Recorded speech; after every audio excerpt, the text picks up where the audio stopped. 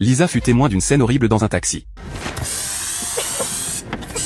Voyant son compagnon assommé par un inconnu, elle était si nerveuse qu'elle n'osa pas faire un bruit. Voyant que l'homme ne semblait pas vouloir l'attaquer, elle ouvrit prudemment la portière et s'apprêta à sauter hors de la voiture pour s'enfuir. Mais dès qu'elle essaya de l'ouvrir, un terrible événement se produisit.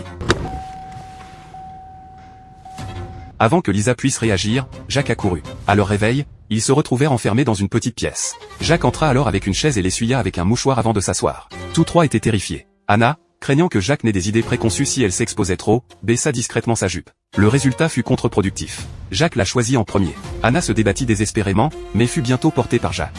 Cependant, la seconde suivante, Jacques poussa Anna à l'intérieur et lui serra les mains avec dégoût. Il s'avéra qu'Anna avait trop peur et urina. À ce moment-là, Lisa sembla comprendre quelque chose. Elles aussi mouillèrent rapidement leurs pantalons. Essayèrent de déplaire à Jacques. Mais la seconde suivante, elles furent conduites aux toilettes. À ce moment-là, elles entendirent soudain un bruit de talons au venant de l'extérieur. Tous les trois crièrent immédiatement à l'aide, surpris. Quand la porte s'ouvrit, elles découvrirent que c'était Jacques qui entrait en jeu de rôle. Et la nuit, Jacques se changea à nouveau, puis s'assit à la porte comme un idiot. Lisa comprit immédiatement. Jacques devait avoir une double personnalité. Après son départ, les filles craignirent que la prochaine personnalité de Jacques ne soit celle d'un boucher. Alors Ruth prit les talons hauts et brisa le plafond.